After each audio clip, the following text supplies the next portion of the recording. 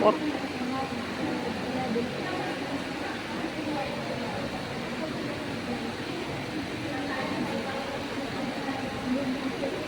Ay habang mabuti at alagaan, dahil ang natulungan ay siyang buwan ng buhay ng ginagawa. Ang salita ay may kahalahan at kanya pang itaas. Pagkat ito'y naramala at daan ng buhay. Siya'y corona sa ulo, sakdal ganda, at walikasi sa buong katauhan. Nagbibigay kalusot at kalakasan ng katawan.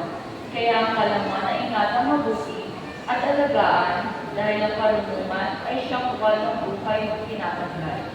Ang salita ng Diyos. Salamat sa Diyos.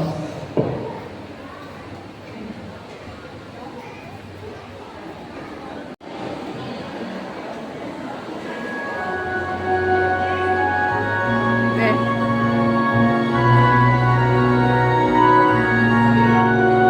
Eh.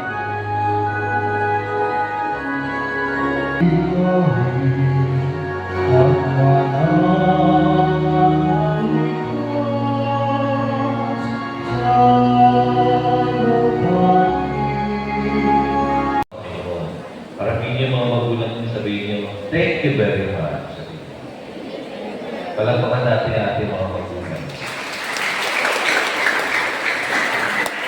Thank you. Ating mga magulang ay may extension. Ang extension nila nasa paaralan.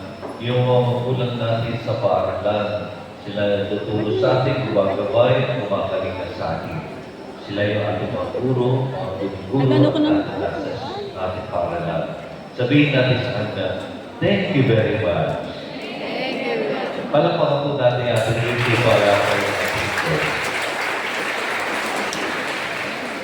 Meron ako isang kwento. Yung kwento nito ay tungkol sa isang bata. Napupunta siya doon sa isang nagtatakyas ng bato. Nakita niya may isang malaking bato doon. Sabi niya ganun doon sa nagtatakyas. Ano po ang gagawin ninyo dyan? Ano nakikita mo dyan? Sabi sa kanya. Sabi ng bata, bato. Bato lang. Sabi nung gumagawa, hindi.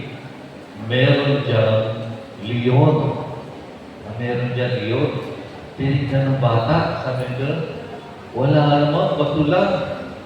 Hindi, sabi ng gumagawa, balik ka dito. Balik ka dito. Sa susunod na linggo. At makikita mo yung leon.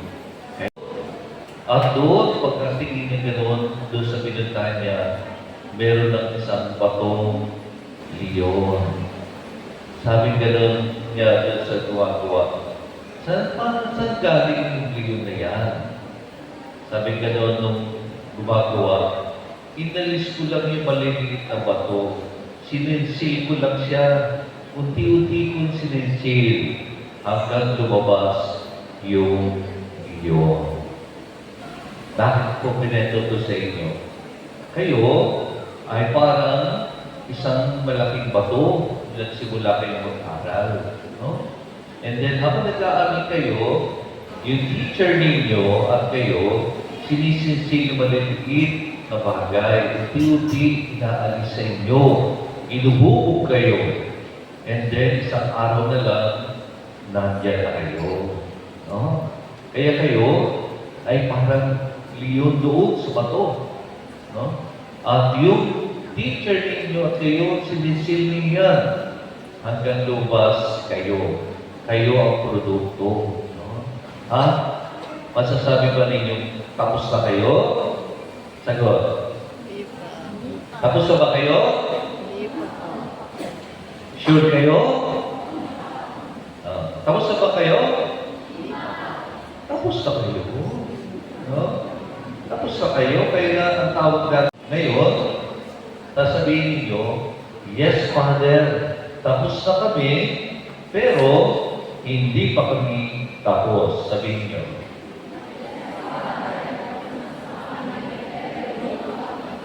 Malakas. Yes.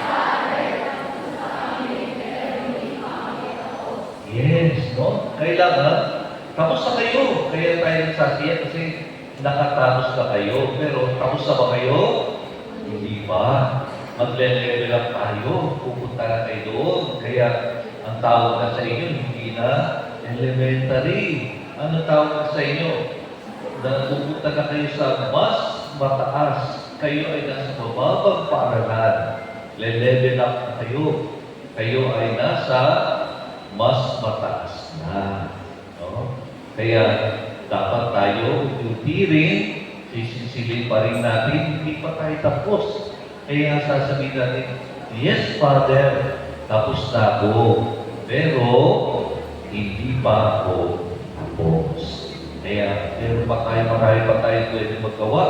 Marami pa tayo pwede makamit sa ating buhay. Pero kailangan, pag nagkamit tayo sa ating buhay, huwag natin sasayangin. No? So, meron tayong dapat huwag sasayangin. Number one is huwag natin sasayangin oras. Sabihin na yung oras.